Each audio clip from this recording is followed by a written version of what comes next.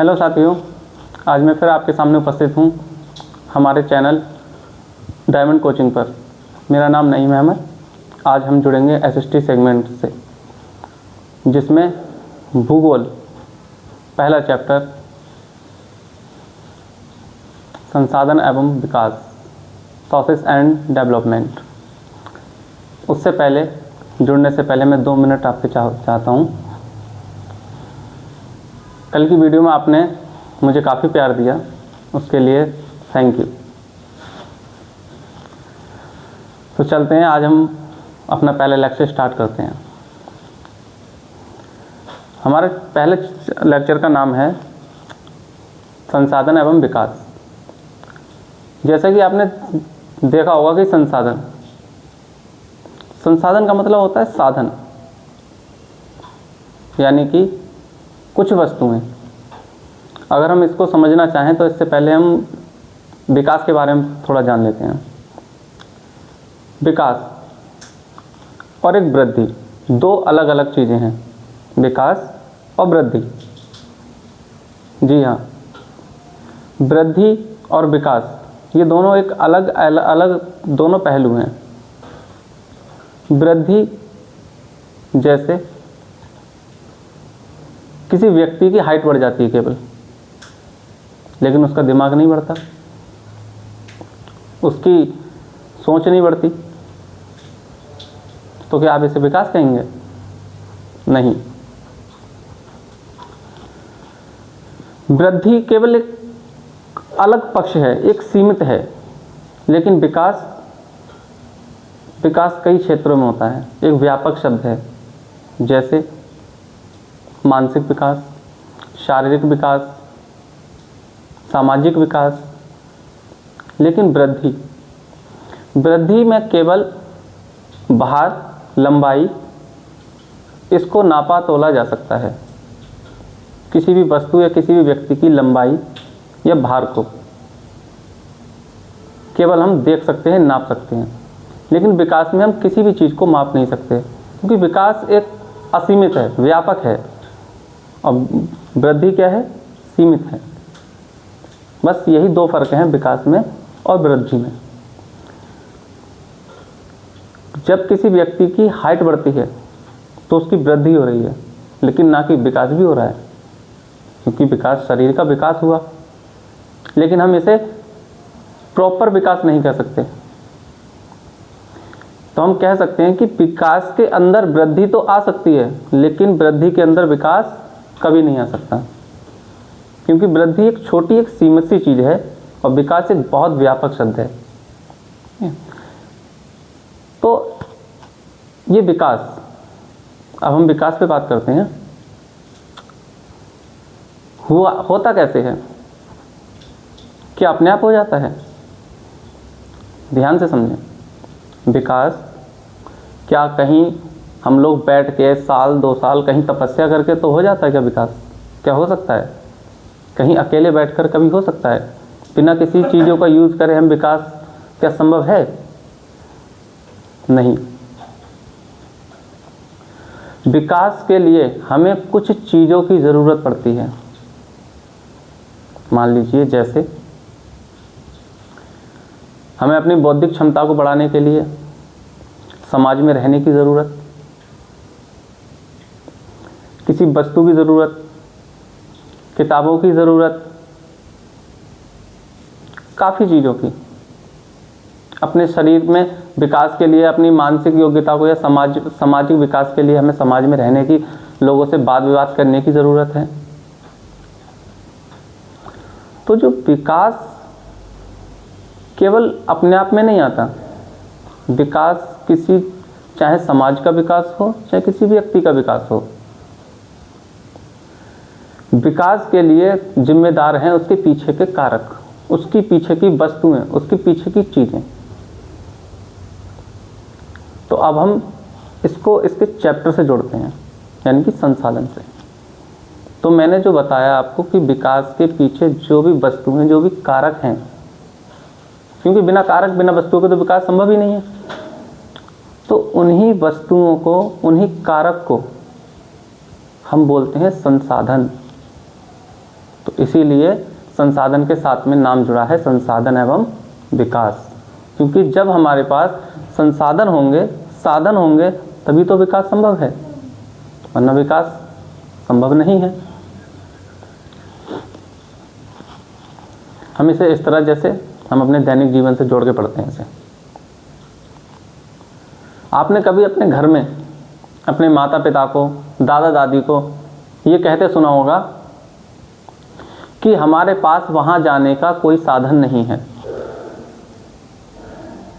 यानी कि कुछ करने का साधन नहीं है, या हमारे पास बच्चे को पढ़ाने का साधन नहीं है। तो जो साधन, जो चीज़ें हैं, उसी को बोलते हैं हम संसाधन। अब यहाँ से थ्योरी निकलती है कि संसाधन क्या है, तो सुनिए जरा। हमारे चारों ओर फैले पर्यावरण में उपस्थित जो भी वस्तुएं हैं, जो भी चीज़ें हैं, जिससे हम अपना विकास या अपने समाज का विकास करते हैं, संसाधन कहलाती हैं। वे वस्तुएं संसाधन कहलाती हैं। क्या, जैसा कि मैंने अभी बताया था, वस्तुएं क्या हैं? जिनका प्रयोग करके हम अपना या अपने समाज का विकास करते हैं, वो सब क्या है? संसाधन है। तो यही तो हमसे थ्योरी पूछ रही है कि संसाधन क्या है, तो उसका आंसर क्या है? वे वस्तुएं या फिर हमारे चारों ओर पर्यावरण में उपस्थित कुछ ऐसी वस्तुएं या वे वस्तुएं या वे सभी वस्तुएं जिनका उपयोग करके या उपभोग करके हम अपना या अपने समाज का विकास करते हैं, संसाधन कहलाती हैं। अब ये तो हो गया संसाधन। संसाधन, अब संसाधन भाई होता कितने प्रकार का है? जैसे हम कह सकते हैं दो प्रकार मुख्य रूप से। एक होता है प्रकृति के द्वारा निर्मित संसाधन और एक होता है मानव के द्वारा निर्मित संसाधन। निर्मित का मतलब होता है बनाना।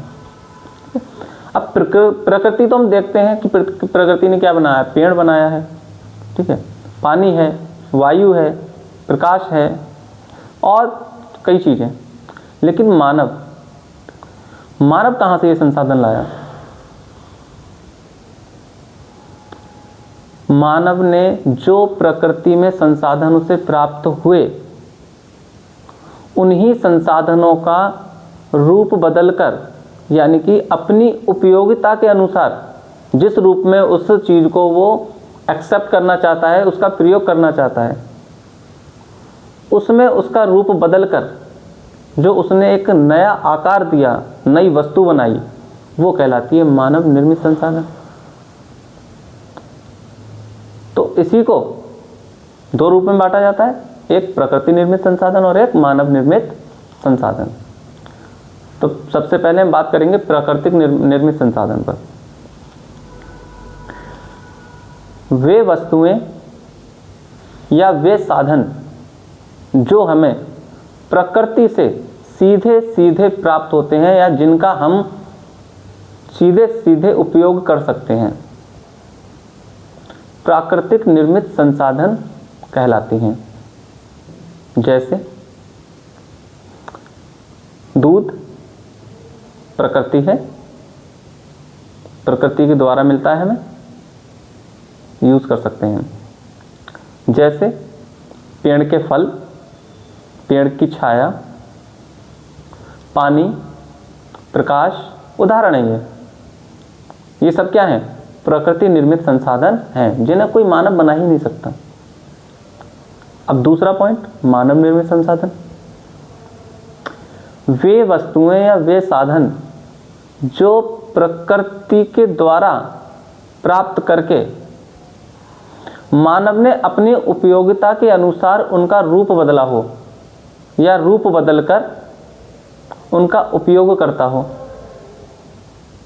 मानव निर्मित संसाधन कहलाते हैं, यानी कि मानव के द्वारा बनाए गए संसाधन कहलाते हैं। जैसे पेड़ प्राकृतिक संसाधन है, लेकिन उससे पेड़ से लकड़ी प्राप्त करके मानव ने क्या बनाया? टेबल, कुर्सी, बेड। लोहा प्राकृतिक संसाधन है, चट्टानों से, जमीन से खोदकर उसने उन्हें पिघलाकर क्या बनाया? कई अनेक वस्तुएं बनाई। दूध प्राकृतिक संसाधन है, हमें प्रकृति से मिला, भैंस से मिला, पशु से मिला। उसका मानव ने क्या किया? पनीर बनाया। एक छोटे छोटे एग्जाम्पल हैं जो कि हम अपने दैनिक जीवन में उपयोग करते हैं, ताकि आप लोगों को जल्दी से जल्द समझ में आ जाए। तो ये क्या है? आपके मानव निर्मित संसाधन हैं। लोहा, लोहे से हमने क्या किया भाई? मान लो ट्रेन बना दी, जहाज बना दिया, गाड़ी बना दी, है नहीं? तो ऐसे संसाधन क्या कहलाते हैं? मानव निर्मित संसाधन कहलाते हैं। अब बहुत ही ज़्यादा इंपॉर्टेंट क्वेश्चन बनता है आपका बोर्ड में, most very very important question. संसाधन किसे कहते हैं तथा यह कितने प्रकार का होता है? या फिर संसाधन किसे कहते हैं? मानव निर्मित संसाधन एवं प्राकृतिक निर्मित संसाधन को समझाइए, या दो दो उदाहरण देकर समझाइए, या केवल शॉर्ट में पूछ सकता है कि मानव निर्मित संसाधन को उदाहरण सहित समझाइए। ऐसे क्वेश्चन कई बार घुमा के दे देता है। तो अब हमारा ये पूरा आंसर क्या हो सकता है? क्वेश्चन आया बोर्ड में कि संसाधन क्या है या संसाधन किसे कहते हैं, या संसाधन को समझाइए। आपसे ये नहीं पूछेगा, दो प्रकार भी नहीं पूछेगा आपसे, डायरेक्ट ही पूछ लेगा कि संसाधन को समझाइए। अगर संसाधन को समझाइए ये कह दिया तो आपको याद रहे कि दोनों पॉइंट लिखने हैं, यानी कि मानव निर्मित और प्राकृतिक निर्मित दोनों ही लिखकर आना है। लेकिन अगर आपसे ये पूछता है कि संसाधन क्या है, तो वो क्वेश्चन केवल 2 नंबर में होगा। और अगर ये कह दिया कि संसाधन को समझाइए, तो वो चाहे 2 नंबर में हो या 4 नंबर में हो या 6 नंबर में हो, आपको पूरा लिख के आना है। दोनों पक्ष उसके, एक मानव निर्मित और एक प्राकृतिक निर्मित। जैसे हमारे चारों ओर उपस्थित पर्यावरण में, या फिर हमारे चारों ओर उपस्थित पर्यावरण में वे वस्तुएं जिनका उपयोग करके हम या मानव अपना तथा अपने समाज का विकास कर पाता है, उन वस्तुओं को संसाधन कहा जाता है। सिंपल सी भाषा, एकदम साधारण सी। यह 2 प्रकार के होते हैं मुख्य रूप से, वैसे तो ये अनेक प्रकार के हैं, मैं आगे चल के बताऊंगा। मुख्य रूप से 2 प्रकार हैं इनके, एक मानव निर्मित और एक, हेडिंग डालेंगे आप, मानव निर्मित संसाधन और प्राकृतिक निर्मित संसाधन, या फिर पहले प्रकृति निर्मित संसाधन, मानव निर्मित संसाधन, फिर हेडिंग डालेंगे पहली प्रकृति निर्मित संसाधन, उसमें लिखेंगे वे संसाधन या वे वस्तुएं या वे साधन, संसाधन तो हम नहीं कहेंगे, वे वस्तुएं या वे साधन जो सीधे सीधे प्रकृति के द्वारा बनाई गई हैं, प्राकृतिक निर्मित संसाधन कहलाती हैं। उदाहरण, 2 उदाहरण या 3 उदाहरण कोई आप दे सकते हैं, खुद दे सकते हैं। पेड़, पशु, मानव, खुद का भी देख लीजिए, क्योंकि हम भी एक संसाधन हैं जी, हम भी एक संसाधन हैं, ठीक है। हम प्रकृति के लिए एक संसाधन हैं। जैसे प्रकृति हमारे लिए ज़रूरी है, वैसे ही प्रकृति के लिए हम ज़रूरी हैं। तो हम भी क्या एक संसाधन हैं। जल यानी कि पानी, लाइट यानी प्रकाश, ये सब क्या है? प्राकृतिक निर्मित संसाधन है। अब दूसरी हेडिंग मानव निर्मित संसाधन। मानव निर्मित संसाधन वे साधन या वे वस्तुएं जिनका मानव ने प्रकृति की वस्तुओं से उठाकर अपने अनुरूप या अपने उपयोग के अनुरूप बदला है, उन वस्तुओं को हम मानव निर्मित संसाधन कहते हैं। या फिर सीधे सीधे वे वस्तुएं जो मानव के द्वारा बनाई गई हैं, मानव निर्मित संसाधन कहलाती हैं। जरूरी नहीं है मैं जैसा बोल रहा हूँ या फिर जैसा नोट्स में लिखा हुआ है आप सेम टू सेम रटें। मेरा उद्देश्य है केवल आपको समझाने का कि आप कंटेंट को समझिए, याद नहीं करना है, समझना है। सामाजिक का मतलब होता है समझकर अपने शब्दों में लिखना। जितना आप अच्छा अपने शब्दों में लिख सकते हैं, वैसा मेरा दिया हुआ कंटेंट याद करके नहीं लिख सकते कभी भी। आपको नंबर आपके ही शब्दों से अच्छे मिलेंगे, ना कि मेरे शब्दों से, इतना याद रहे। तो केवल चीज़ को समझना है, ना कि रटना है। जो याद करने वाले पॉइंट हैं वो मैं बताऊंगा, ये तो केवल समझने वाले हैं, ठीक है। उदाहरण जैसे कुर्सी, गाड़ी, जहाज, हवाई जहाज, लालटेन, है ना, ये सब क्या है? मानव निर्मित संसाधन कहलाते हैं। तो आपका एक क्वेश्चन यहीं से ख़त्म होता है। अब दूसरी चीज़ इसी से जुड़ी है, हम और आगे चलते हैं। संसाधन हमें प्राप्त कहाँ से होते हैं? अब क्या करें, ऑनलाइन तो है नहीं, वरना चैट से पूछता मैं आपसे। कोई नहीं, जल्दी आएंगे ऑनलाइन। आप लोग जैसे जैसे साथ देंगे वैसे वैसे जल्द से जल्द ऑनलाइन आएंगे। जैसे चैनल ग्रो करेगा वैसे वैसे हम ऑनलाइन आएंगे। लेकिन ऑनलाइन तभी जल्दी आएंगे जैसे चैनल ग्रो करेगा, वरना हम आपस में बातचीत तो मुश्किल हो रहा है करने में, है ना। ऐसे अजीब सा भी लग रहा है। वैसे मैंने हमेशा ऑफलाइन पढ़ाया तो कैमरे के सामने कुछ अजीब सा महसूस हो रहा है। चलिए खैर छोड़िए। तो हम कहाँ थे? संसाधन हमें प्राप्त कहाँ से होते हैं? संसाधन मेन स्रोत क्या है संसाधन का? संसाधन हमें मिलते क्या से? मेन अगर वो चीज़ मान लो, अगर वो चीज़ हट जाए, चली जाए, तो हमें कोई संसाधन ही प्राप्त नहीं होगा। कौन सी ऐसी चीज़ है? बता सकते हैं?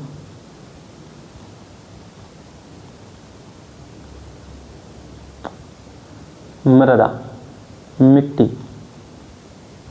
क्योंकि हमारे 100 में से 90% संसाधन हमारी मिट्टी से प्राप्त होते हैं। 90 नहीं, सभी मान लीजिए, बाकी तो जल से वगैरह ज़्यादा ही मान लीजिए, मिट्टी से। चाहे हम वनस्पति को ले लें, वनस्पति का मतलब पेड़ पौधे, पेड़ से हमें फल प्राप्त होते हैं, फल से कई चीज़ें बनती हैं, कई प्रोडक्ट बन जाते हैं। अनाज, अनाज से कई प्रोडक्ट बनते हैं, हमारे खाने के भी काम में आता है, हमारी आर्थिक स्थिति को सुधारता है, ठीक। तमाम चीज़, तमाम वनस्पति हैं जितनी भी हैं, सब कहाँ से प्राप्त होती हैं? पानी से, सॉरी मिट्टी से। अगर मिट्टी ना रहे तो, लेकिन ऐसा तो कभी हो ही नहीं सकता भाई।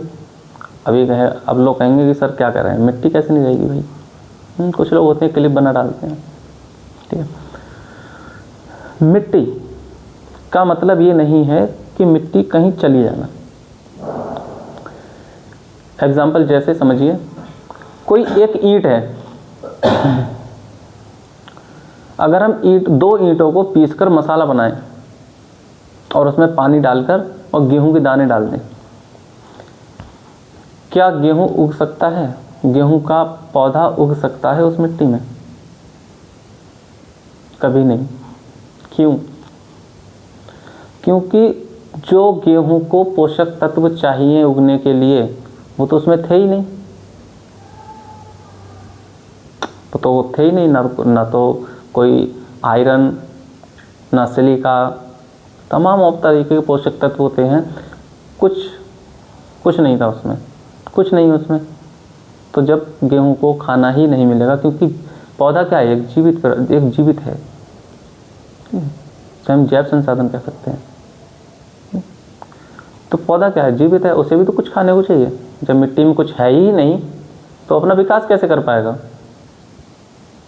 क्योंकि पौधे के लिए प्रकाश, वायु और पोषक तत्व और पानी, जल सब कुछ चाहिए, लेकिन उस मिट्टी में तो कुछ है ही नहीं, पोषक तत्व तो है ही नहीं। तो हमारी मिट्टी में पहले से ही, जो हमारी प्रकृति के द्वारा निर्मित मिट्टी है, उसमें पहले से ही ये पोषक तत्व दिए होते हैं। कहाँ से होते हैं? ये बहुत लंबी कहानी है। पहले जो ज्वालामुखी फटे थे उनसे निर्मित जो ज़मीन हमारी बनी है, ठीक है, वो ज़मीन में तरह तरीके की पोषक तत्व थे, जो कि चट्टानें टूट के लाखों हजारों करोड़ों साल में ये क्रिया हुई, जिसके साथ वो पोषक तत्व भी उसमें मिलते हुए चले गए। तो हमारी जो प्राकृतिक मिट्टी है उसमें उपस्थित जो पोषक तत्व हैं वही हमें क्या देते हैं भाई, वनस्पति तरह तरीके की चीज़ें देते हैं। लेकिन तो हमारे लिए क्या है, मिट्टी एक महत्वपूर्ण संसाधन है, मृदा एक हमारे लिए महत्वपूर्ण क्या है, संसाधन है।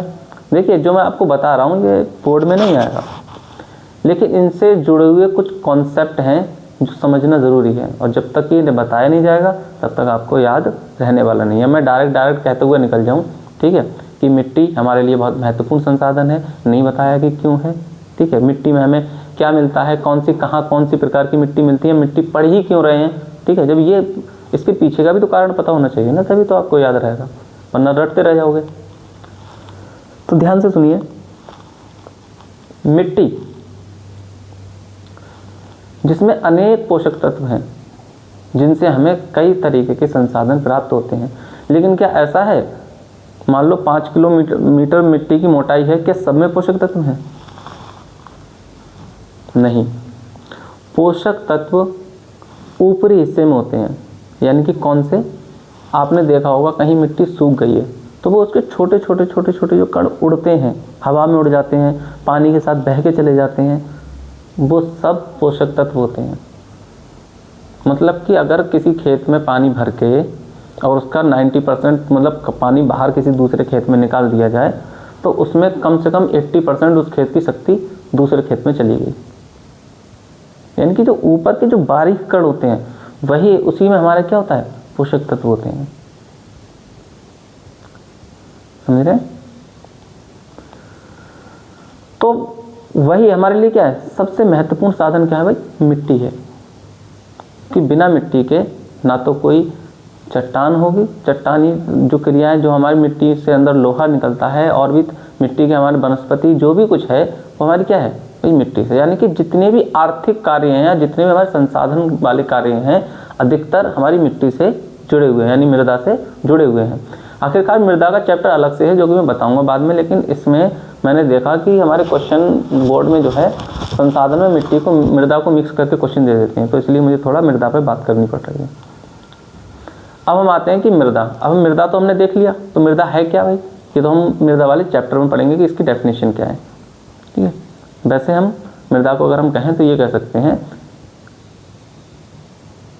कि मिट्टी के वे बारीक कण जिनमें एक समान अनुपात में पोषक तत्व उपस्थित होते हैं, वही क्या कहलाती है, मृदा कहलाती है। लेकिन इसकी डेफिनेशन और भी जो है बाद में मृदा वाले चैप्टर में देखेंगे। अच्छा, मृदा होती कितने प्रकार की है, बताया है मैंने कई बार। मृदा आपकी 5 प्रकार की होती है। कितने प्रकार की, 5 प्रकार की।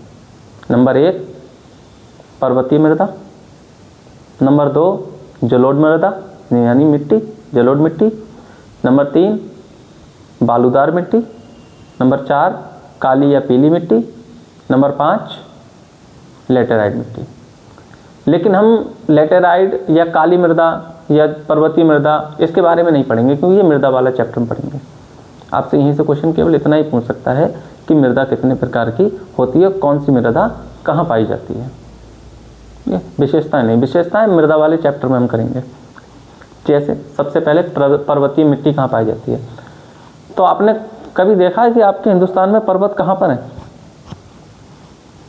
अरे नाम है पर्वतीय मिट्टी, तो जाहिर सी बात है पर्वत वाले क्षेत्रों में ही पाई जाती होगी। तो पर्वत कहाँ कहाँ पर है, कहाँ, चांद पे हैं?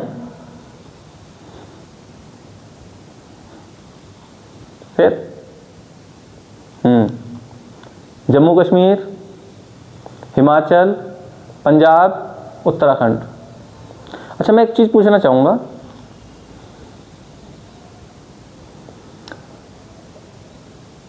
एक राजस्थान पे अरावली पर्वत है, क्या वहाँ पर्वतीय मिट्टी होगी?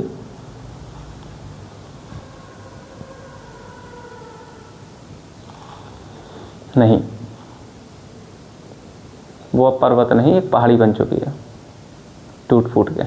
ठीक है, वहाँ पर जो भी मिट्टी थी अब सारा उनसे पोषक तत्व सब बरसात के द्वारा, पानी के द्वारा सब धुल चुका है। लेकिन पर्वतीय मिट्टी, पर्वत क्या है, अभी नया है, बन रहा है अभी। आप ये मत सोचिए इतना ऊंचा पर्वत अभी बन ही रहा है। जी हाँ, पर्वत अभी बन ही रहा है, एक नया नवीन पर्वत है वो।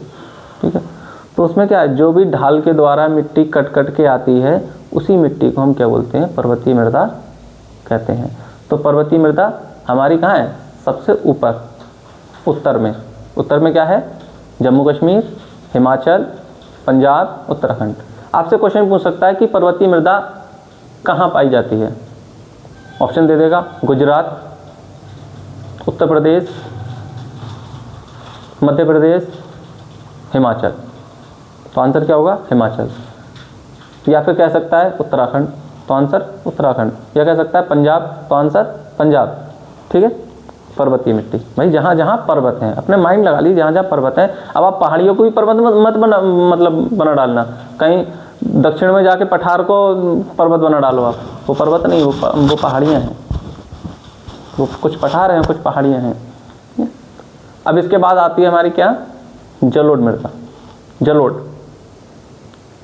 यानी कि जिस मिट्टी का निर्माण पानी के द्वारा हुआ है, यानी पानी के द्वारा बहाकर लाए गए कणों के द्वारा जिस मिट्टी का निर्माण किया गया है उसको बोलते हैं हम जलोढ़ मृदा। जैसे भाई हमारा उत्तर प्रदेश है, उत्तर प्रदेश से आगे हम उत्तराखंड चले जाएं तो क्या है, पर्वत है।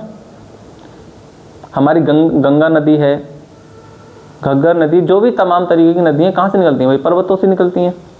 ठीक है, अब जब पर्वत से निकलती हैं तो वहाँ से कुछ ना कुछ जब लाती हैं, स्पीड में आती हैं तो क्या करती हैं, मिट्टी को लेकर आती हैं। और धीरे धीरे जैसे जैसे जैसे जैसे ढाल कम होता जाता है वैसे वैसे क्या होता है, मिट्टी के कण बैठते हुए चले जाते हैं। जैसे एग्जाम्पल, जैसे आपने कभी नाली में रेता डाला, आपने बाल्टी में घोल के रेता डाला या मिट्टी डाली, ज़ोर से फेंक दिया आपने, तो वहाँ तो नहीं रुकेगी, लेकिन जितनी वो लंबी लंबी चलती चली जाएगी उतनी उतनी अपनी परत नीचे बनाती चली जाएगी। ठीक है, ऐसा ही नदियाँ करती हैं। करोड़ों साल पहले क्या था, जहाँ हम आज खड़े हैं यहाँ पर खाई थी, मिट्टी नहीं थी। यहाँ पर क्या किया है, नदियों ने अपने जमाव को छोड़ छोड़ कर क्या बनाई है, ये मैदान बनाया है, जिसको हम कहते हैं जलोढ़ मैदान, जो कि हमारा उत्तर प्रदेश है।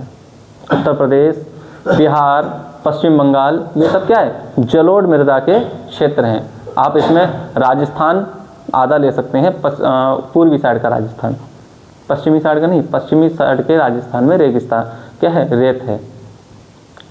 वो क्यों है, वो बात की बात है, काफ़ी लंबा हो जाएगा, जो काम का है वो देखते हैं केवल। तो अगर आपसे क्वेश्चन आता है कि जलोढ़ मृदा पाई जाती है तो कहाँ, उत्तर प्रदेश, दूसरा ऑप्शन बिहार, तीसरा ऑप्शन पश्चिम बंगाल। ओके, ठीक। तीसरी मृदा पे हम आ जाते हैं, कौन सी, बालू। बालू यानी कि रेत। तो आपको रेत और बालू सुनते ही आपको तुरंत दिमाग में आ गया होगा कहाँ, राजस्थान। ये तो बताने की जरूरत ही नहीं है। चौथी आपकी लाल और पीली मृदा। पहले काली मृदा देख लेते हैं। काली मिट्टी कहाँ पाई जाती है, तो देखिए काली मिट्टी का जो भंडार है वो हमारा महाराष्ट्र में है। कहाँ है, महाराष्ट्र। कैसे, महाराष्ट्र में जब जो ज्वालामुखी ब्लास्ट हुआ था, क्योंकि मैंने अभी आपको पीछे क्या बताया था, ज्वालामुखी ब्लास्ट होने से जो चट्टानें निर्मित होती हैं उनसे चट्टानें टूट टूट के क्या होती है, मिट्टी बनती है। तो वहाँ पर जो ज्वालामुखी से लावा निकला था उसमें मैग्नीशियम की मात्रा सबसे ज़्यादा अधिक थी, मतलब टोटल मैग्नीशियम समझ सकते हैं आप। और मैग्नीशियम का रंग होता है, कलर क्या होता है, ब्लैक, काला। और जब ब्लैक, तो उससे क्या हुई, जब वो ठंडी हुई तो चट्टान बनी, तो कैसी चट्टान बनी, ब्लैक। और जब ब्लैक चट्टान बारीक टूटेगी तो मिट्टी कैसी होगी, ब्लैक, सिंपल है। तो ब्लैक मिट्टी कहाँ, काली मृदा कहाँ पाई जाती है, महाराष्ट्र में। लेकिन महाराष्ट्र के अलावा भी कुछ क्षेत्र हैं जहाँ जहाँ वो पाई जाती है, महाराष्ट्र से लगे हुए। महाराष्ट्र से कौन कौन से स्टेट लगे हुए हैं, मध्य प्रदेश, लेकिन मुंबई से महाराष्ट्र के साइड का मध्य प्रदेश, यानी कि हम कह सकते हैं पश्चिमी मध्य प्रदेश, ठीक है। लेकिन आपसे ये नहीं पूछेगा ऑप्शन में कि पश्चिमी मध्य प्रदेश की पूर्वी मध्य प्रदेश, कुछ नहीं, केवल मध्य प्रदेश ऑप्शन देगा। दूसरा क्या है, गुजरात, ठीक है, गुजरात जी। तो ये क्या है, टोटल आपको जो ऑप्शन में रखेगा, आपसे कहेगा कि काली मृदा पाई जाती है, तो ऑप्शन में आपको सबसे पहले देखना महाराष्ट्र है या नहीं। अगर कहीं महाराष्ट्र भी है और मध्य प्रदेश भी है तो महाराष्ट्र पर टिक लगाएंगे आप, मध्य प्रदेश पे नहीं। फिलहाल में ऐसा आपको भटकाएगा नहीं, एक ही ऑप्शन रखेगा। और अगर मध्य प्रदेश महाराष्ट्र नहीं है तो वहाँ पर देखना मध्य प्रदेश, ठीक है, मध्य प्रदेश। अच्छा, काली जो मिट्टी होती है, आपने देखा होगा कि जो ताल के नीचे जो मिट्टी निकलती है, ताल की, जिसे चीगा मिट्टी बोलते हैं, परोड़ बोलते हैं, क्या बोलते हैं उसे, ठीक है, उसमें अगर आप पानी, थोड़ा सा पानी डाल दो तो वो चिपचिपी हो जाती है तुरंत। और खेत की मिट्टी में पानी डालना, दोनों में अंतर देखना, है ना। तो क्या होता है, काली मिट्टी के जो कण होते हैं बहुत ही ज़्यादा बारीक होते हैं, बारीक, बहुत ज़्यादा बारीक। तो उसमें क्या होती है, जल को रोक के रखने की, पानी को रोक के रखने की ज़्यादा क्षमता होती है। किससे, खेत की मिट्टी से ज़्यादा क्षमता होती है किसमें, काली मिट्टी में, जल को रोकने की। अगर जहाँ पर आपको 2 बाल्टी पानी में, वहाँ आपको 2 बाल्टी की ज़रूरत है खेत की मिट्टी में, तो आपको काली मिट्टी में केवल 2 जग की ज़रूरत है, उतने में आपका काम चल जाएगा। यानी कि सिंचाई का काम बहुत ना के बराबर पानी में। तो काली मिट्टी, तो ऐसी फसलें जो केवल पानी में होती हैं, पानी से ज़्यादा पानी देने चाहिए, जैसे गन्ना हो गया, कपास हो गया, इनके लिए क्या चाहिए भाई, ज़्यादा पानी। धान हो गए, इन्हें क्या चाहिए, ज़्यादा पानी। लेकिन धान को इतना भी ज़्यादा अधिक पानी नहीं चाहिए जितना कपास को और गन्ना को चाहिए, ठीक है। तो यानी कि सबसे ज़्यादा अगर हमारी गन्ने की और कपास की फसल होती है तो वो कहाँ, महाराष्ट्र में होती है। कहाँ होती है, महाराष्ट्र और मध्य प्रदेश। क्यों, क्योंकि वहाँ पर काली मृदा है। और काली मृदा पे सबसे अच्छी फसल अगर कोई होती है, सबसे अच्छी, ये याद रखना, एक ही फसल है, केवल कपास की खेती। इसीलिए हम इस मृदा को कपास की मृदा भी कहते हैं, कपास मृदा भी कहा जाता है, कपास मिट्टी भी कहा जाता है। अगर आपसे क्वेश्चन ये पूछ ले कि कपास मृदा कहाँ पाई जाती है, तो आप ये मत कहना कि सर ने तो 5 ही मृदा बताई, छठी कहाँ से आ गई है ना। तो कपास भी है, ध्यान रखना। काली को ही क्या बोलते हैं, कपास की मृदा कहते हैं। अगला, चौथी नंबर की कौन सी हो गई, चौथी थी, 5वीं थी, जो भी, काली, सॉरी, लाल या पीली मृदा। अब लाल या पीली मृदा कहाँ पाई जाएगी भाई, देखिए, लाल और पीली, आपने देखा होगा कि लोहे में जब जंग लगता है तो किस कलर का लगता है, लाल भी होता है, पीला भी होता है। भीगने के बाद लाल और सूखने के बाद पीला, है ना, दोनों रंग होते हैं काई में। लोहे पे जो जंग आती है, तो जाहिर सी बात है पीली और लाल मृदा वहाँ पाई जाएगी जहाँ की मिट्टी में सबसे ज़्यादा लोहा होगा, यानी कि जहाँ लोहे की खानें होंगी। और लोहे की खानें कहाँ हैं, मैंने बताया था, झारखंड। कहाँ, झारखंड। और झारखंड के ऊपर क्या है भाई, बिहार, है ना। और झारखंड से किधर, पश्चिम में क्या है, मध्य प्रदेश, हल्का भाग, नीचे छत्तीसगढ़, कोने में उड़ीसा, है ना। तो यहाँ पर मध्य प्रदेश, बिहार और उड़ीसा और छत्तीसगढ़ का थोड़ा थोड़ा हिस्सा ले लो आप, और बाकी झारखंड, ये कहलाती है आपकी लोहे की पेटी। यहाँ पर सबसे ज़्यादा लोहा पाया जाता है, तो इसीलिए यहाँ की मिट्टी क्या होती है, पीली और लाल, क्योंकि यहाँ पर लोहे के अधिक कण होते हैं यहाँ की मिट्टी में। तो यानी कि आपको लाल और पीली मिट्टी कहाँ मिलेगी, आपके ऑप्शन में देगा झारखंड, सीधा तुरंत झारखंड लगाना, ठीक है। अब आते हैं पांचवी मिट्टी पे। कौन कौन सी हो गई, पर्वतीय मिट्टी हो गई, जलोढ़ मृदा हो गई, मरुस्थलीय मिट्टी हो गई, काली मिट्टी हो गई यानी कपास, लाल पीली हो गई, छठी लेटेराइट मिट्टी। अब मेन मुद्दा है लेटेराइट। देखिए ये मिट्टी कैसे बनती है, कहाँ कहाँ पाई जाती है। इसमें और पर्वतीय मिट्टी में काफ़ी समानता है। कोई समझने में अगर ना समझाए तो उसमें समानता लगेगी। क्यों? क्योंकि लेटेराइट मिट्टी भी पर्वतीय ढलानों पर होती है और पर्वतीय मृदा भी पर्वतीय ढलानों पर होती है। लेकिन इसमें अंतर कैसे करेंगे? जो पर्वतीय मृदा होती है वो क्या करती है, वो मिट्टी कण वगैरह सब धोकर एक साथ में लाती है। जैसे कहा ना मैंने, जोर से बाल्टी भर के पानी फेंको तो एकदम सब चला जाएगा। ऐसी पर्वतीय मृदा क्या होती है, सबको बटोर कर अपने साथ ले जाती है। लेकिन लेटेराइट मृदा क्या होती है भाई, धीरे धीरे ऊंचाई से ढाल से ढरकती है, धीरे धीरे ढरकती है, धीरे धीरे। जैसे आपने कभी देखा होगा कहीं मिट्टी का कोई सड़क या कोई भी चीज़ ऐसी जो कि थोड़ी वहाँ पर ढलान होगी और वहाँ पर बारिश हो जाए, तो जब वहाँ पर आप देखेंगे बारिश के बाद पानी जब बह जाएगा तो आप देखेंगे कि वहाँ पर खुरखुरी सी ज़मीन बन गई है। थोड़े थोड़े मोटे मोटे कण दिखने लगे, लेकिन चिकनी जो ज़मीन थी वो सब चली गई, खुरखुरी बन गई।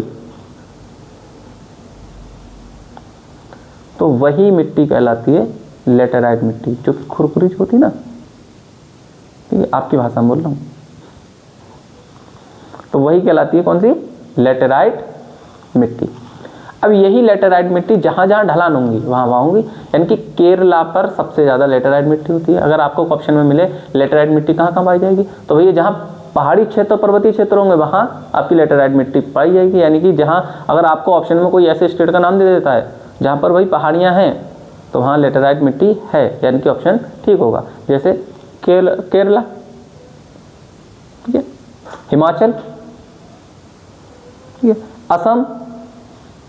और लेटेराइट मिट्टी सबसे ज़्यादा किस फसल के लिए जानी जाती है, चाय कॉफ़ी, ठीक है। तो ये हो गई हमारी 6 की 6 पूरी मृदाएं मिट्टी। अब हम ये देखते हैं कि हमारे भारत में कितने हिस्से पर जलोढ़ मृदा, कितने हिस्से पर, मतलब जलोढ़ नहीं सॉरी, मृदा समतल समतल बिल्कुल एक जैसी, और कितना स्थल पहाड़ियों का है, कितना स्थल पठारों का है, कितना स्थल पर्वतों का है। तो देखिए हमारे पूरे, ये पूछ लेता है ना, पूरे हिंदुस्तान में, हमारे पूरे हिंदुस्तान की ज़मीन पर, धरती पर केवल 10% भाग पर पर्वत हैं। कितने परसेंट पर, 10%। कॉपी ले लो, लिख लो। फिलहाल में आपके मॉडल या गैस पेपर में इसमें दिया होगा, अगर वहाँ से देखना देख लेना। 10% पर केवल। 18% पर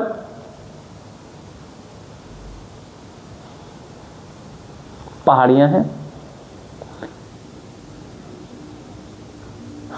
18% पर पहाड़ियाँ हैं, 27% पर पठार हैं,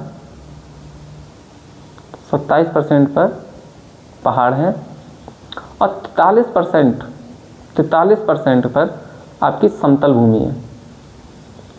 जो कि सबसे ज़्यादा बोर्ड का फेवरेट क्वेश्चन रहा है कि हमारे हिंदुस्तान में, या हमारे मतलब कि समतल जो मृदा है, समतल जगह है, कितने प्रतिशत पर है। तो 43, याद रखना, बहुत आता है क्वेश्चन, 43% ओनली, ठीक है। अब ये तो हो गई मृदा। अभी मैंने मृदा पढ़ाई नहीं है, मृदा वाले चैप्टर में पढ़ेंगे, केवल ये क्वेश्चन बहुविकल्पी में आते हैं तो मैंने आपसे बता दिया था आपको, ठीक है। अब एक बात बताइए मुझे, संसाधन। अब हम वापस आ जाते हैं अपने संसाधन पर। बोर तो नहीं हो रहे हो? चलो पानी वानी पी लो, 2 मिनट के लिए। ऐसे ही है भाई, पता है तुम्हें, पढ़ाने खड़े होते हैं तो देखते नहीं हैं।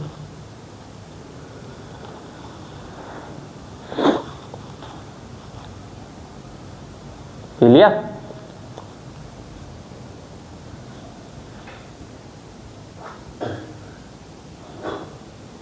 पी लो जल्दी पी लो। चलो शुरू करते हैं, ज़्यादा नहीं, 5 मिनट और बस, चैप्टर कंप्लीट हो जाएगा। अब देखिए संसाधन, जैसा कि मैंने बताया था कि आगे बताऊंगा कि इनके प्रकार संसाधनों के। अभी तो मैंने मुख्य 2 प्रकार बताए थे, एक मानव निर्मित और एक प्रकृति निर्मित। अब आगे चलते हैं।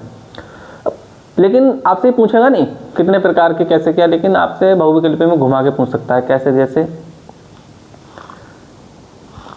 आपसे पूछ लेगा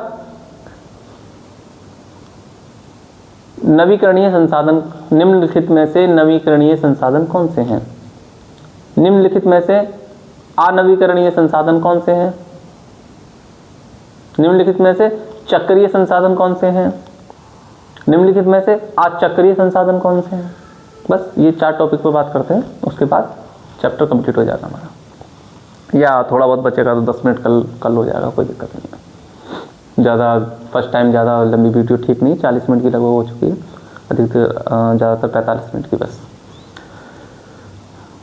तो सबसे पहले हम बात करेंगे चक्रीय और अचक्रीय। चक्रीय यानी कि चक्र, रिंग, सर्कल, है ना, सर्कल, चक्र। वे संसाधन कौन से जिनका आप बार बार प्रयोग कर सकें, यानी कि कोई चीज है, कोई वस्तु है, वो नष्ट हो गई और आपने उसका मटेरियल उठाया, दोबारा से पिघलाया, दोबारा से बनाया और सामने आ गया। चक्रीय संसाधन, जिसका बार बार चक्रण होता रहे, जो नष्ट ना हो। चक्रीय, जैसे लोहा, आपके ऑप्शन में दे देगा निम्नलिखित में से चक्रीय संसाधन है, तो बाद में मैं इसका आंसर बाद में देखूंगा, ठीक है, ऑप्शन ही बाद में, अभी समझ लो। चक्रीय संसाधन तो क्या? लोहा, प्लास्टिक, ये सब क्या है? चक्रीय संसाधन है। कोई धातु, कोई भी किसी प्रकार की धातु, लोहा है तो वही सब, तांबा, पीतल, जितनी प्रकार की धातुएं हैं या प्लास्टिक हैं, इनका क्या है भाई? चक्र, बार बार चक्री घूम घूम के हमारे सामने नए नए रूप में आती रहती हैं, ये तो क्या है? चक्रीय। इन्हें क्या बोलते हैं? चक्रीय संसाधन कहते हैं। फिक्र ना करो, डेफिनेशन नहीं पूछेगा आपसे, डेफिनेशन इसीलिए नहीं बता रहा हूँ, केवल बहुविकल्पी में क्वेश्चन पूछेगा। अब अचक्रीय, वे संसाधन जिनका प्रयोग करके, या फिर हम जिनका प्रयोग सिर्फ एक बार कर सकते हैं, सिर्फ एक बार, दोबारा उसका प्रयोग नहीं कर सकते हैं। जैसे डीजल, पेट्रोल, अगर हमने एक बार गाड़ी में भर लिया तो क्या वो हमें दोबारा मिलेगा? क्या ऐसा हो सकता है कि हमें डीजल पेट्रोल जला हुआ मिल जाए, हम दोबारा से उसे किसी दूसरे रूप में कन्वर्ट करके दोबारा यूज़ कर लें? नहीं ना, सिर्फ एक बार मिलेगा। मतलब वे संसाधन जो केवल एक बार यूज़ किए जा सकते हैं। आप अपने माइंड से खुद अगर ऑप्शन में रख दे वो कुछ ऐसे संसाधन तो कह देते अचक्रीय संसाधन कौन से हैं, तो यानी कि ऐसे संसाधन जो सिर्फ एक ही बार प्रयोग किए जाते हो। आपको खुद पता लग जाएगा इनमें ऑप्शन कौन सा है, ठीक है। अचक्रीय संसाधन कहलाते हैं, और चक्रीय जिनका हम प्रयोग बार बार कर सकते हैं। अब होता है अचक्रीय, नवीकरणीय और अनवीकरणीय। नवीनकरणीय, नवी मतलब नया, यानी कि ऐसे संसाधन जो कुछ या तो पुराने होंगे या नए होंगे, उसके आधार पर देखें हम केवल। जैसे मैं आपसे ये कहूँ कि एक तरफ लोहा रखा है, जैसे मैं आपको कैसे एक तरफ लोहा है और एक तरफ है हमारी सूर्य लाइट, तो इन दोनों में कौन सा नवीकरणीय है, कौन सा अनवीकरण है, यानी कौन सा पुराना है, कौन सा पुराने युग का है, कौन सा नए युग का है। क्या 100 साल 150 साल पहले आपके दादाजी परदादाजी सूर्य लाइट से टीवी देखते थे? बताओ, नहीं ना, आप देख रहे हो ना, लेकिन लोहे का यूज करते होंगे, है ना। यानी कि वे संसाधन जो पुरानी चीजों से बने हो, मतलब जिनकी प्राप्ति हमें बहुत पुराने समय में हो गई हो, यानी कि वे कह सकते हैं हम लॉजिकल वाली चीज, या फिर वे खोजें जिनका प्रयोग हम पहले से ही करते चले आ रहे हैं, वो है अनवीकरणीय, यानी कि वो नई नहीं है, हम परंपरा हमारी परंपरागत हम शुरू उसका यूज करते चले आ रहे हैं। लेकिन सूर्य लाइट क्या है भाई? नवीकरणीय है, यानी कि नया है, नई तकनीक है, ठीक है। तो यानी कि जितनी नई तकनीकें होंगी, नई तकनीक के द्वारा जो प्राप्त संसाधन होंगे वो क्या कहलाएंगे? नवीकरणीय। और जो पुरानी तकनीक के द्वारा संसाधन हमें प्राप्त होंगे वो क्या कहलाएंगे, आणविकरणीय। मान लो अभी कोई है, अब मशीन मिल जाए, टाइमिंग मशीन, पुराने ज़माने किसी को मिल जाए, तुम्हारे दादा को मिल जाए, चलो मानते हैं तुम्हारे दादा को मशीन मिल गई और तुम्हारे घर पे आ गए अभी 8 टप्पे एकदम से, और वो देख रहे हैं कि छत पे गए, छत पे डायरेक्ट छत पे टप्पे आ गए, वो कहेंगे अरे वाह ये कैसी छत है हमारे बच्चे की। तो उन्हें पता लगेगा कि क्या है। अगर आप उन्हें कहोगे कि दादा इससे लाइट आ रही है, तो वो तो ये भी नहीं समझ पाएंगे लाइट क्या होती है भाई। अगर समझ भी गए तो हंसेंगे, इससे कैसे लाइट आ रही है भाई, है ना। तो तकनीक, जैसे जैसे तकनीक, नई नई तकनीकों से संसाधन बन रहे हैं वो कहलाते हैं नवीकरणीय संसाधन। और नए नए तकनीकों से कौन कौन से संसाधन बन रहे हैं, जैसे पवन ऊर्जा। अब पवन ऊर्जा ही नहीं पता होगी किसी कितनों को, तो अभी लाइव होते तो पूछता। पुरानी फिल्में देखी हैं, जैसे कर्ण अर्जुन टाइप की ऐसी कई फिल्में हैं, अगर आपने देखी हो, कुछ पुरानी फिल्मों में आपने देखा होगा मैदानों में बड़े बड़े पंखे लगे होते हैं हवा खाने के लिए किसानों को, हैं। अरे बेवकूफ़ों, वो पंखे नहीं होते हैं, वो लाइट बनाने की मशीन होती है। पवन यानी जब हवा चलती है तो उनका जो टरबाइन है वो हवा के द्वारा उनकी पंखड़ी घुमाता है, उससे क्या बनता है, लाइट। वो किसानों को हवा खिलाने के लिए पंखे नहीं होते हैं, उसे बोलते हैं पवन ऊर्जा, यानी कि पवन के द्वारा, वायु के द्वारा ऊर्जा प्राप्त करना। क्या ये, अब आप कहोगे सर ये तो 30-40 साल पहले की बात है भाई, 20 फिल्म 30 साल पहले तो था, ये तो नवीकरणीय कैसे हो जाएगा। अबे तो नवीकरणीय बेटा, इसका मतलब ये थोड़ी कि अभी रिसेंटली बात हो, कल परसों की। इस 30 इतिहास में 30-40 साल या 20 साल कुछ अभी की बात होती है, ठीक है। बायोगैस, गोबर गैस, है ना, गोबर गैस। और कौन सी होती है भाई, ये टरबाइन है, लाइट वाले, जो आपको विद्युत मिल रही है। क्या जब एडिसन ने, अच्छा एडिसन ने बल्ब का आविष्कार कब किया था, कल का क्वेश्चन है आपका होमवर्क का, कमेंट में लिख के भेजना मुझे, देखता हूँ कौन कौन पूरी वीडियो देखता है, पता लगेगा कल ही। तो एडिसन ने बल्ब का आविष्कार कब किया था। उससे पहले जो लाइट थी, कभी लाइट को बने कितना, पता कितना टाइम हो गया, 100-150 साल तो हो गई ना भाई, ज़्यादा ही हो गई, तब भी ये नवीकरण में आ रहा है। क्यों, क्योंकि इतिहास में 100-150 साल कुछ नहीं है, वो नया ही है, नया युग। आप देखते हैं ना, आधुनिक, है ना। तो क्या है, पवन ऊर्जा, ठीक है, बायोगैस, या फिर आपकी सोलर सिस्टम, सोलर ऊर्जा, ये सब क्या है, ये नवीकरणीय ऊर्जा है। और जो पुरानी ऊर्जा है, अनवीकरणीय ऊर्जा है, ठीक है, वो आपकी बहुत पुरानी चीज़, किसी भी चीज़ को ले सकते हैं आप, जैसे कोयला है, ऊर्जा देता है, लेकिन प्राकृतिक संसाधन है कोयला। इससे 2 चीज़ और याद आ गई, चलो वो छोड़ते हैं। वो प्राकृतिक संसाधन है, लेकिन क्या है, अनवीकरणीय है, क्योंकि कोयले का यूज़ हम बहुत पहले से करते चले आ रहे हैं, ठीक है, नवीकरणीय नहीं है। जितने भी नवीकरणीय बता दिए ना, कैमरे में घुस के मारूंगा, ध्यान रखना। क्या है, अनवीकरणीय ऊर्जा है। तो क्या है, आपकी 4 ऊर्जा हो गई। एक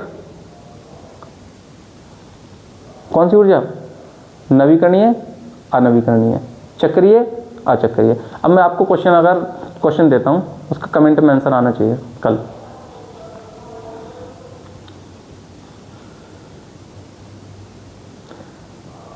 अनवीकरणीय ऊर्जा, निम्नलिखित में से अनवीकरणीय ऊर्जा नहीं है।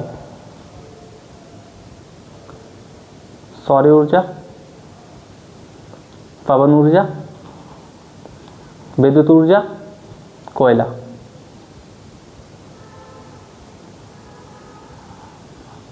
सॉरी, नवीकरणीय, 1 मिनट। निम्नलिखित में से नवीकरणीय ऊर्जा नहीं है, नहीं है, ध्यान रखना, नहीं है, नवीकरणीय ऊर्जा नहीं है। सौर ऊर्जा, पवन ऊर्जा, बायोगैस, कोयला। निम्नलिखित में से नवीकरणीय ऊर्जा है? तापीय ऊर्जा, कोयला,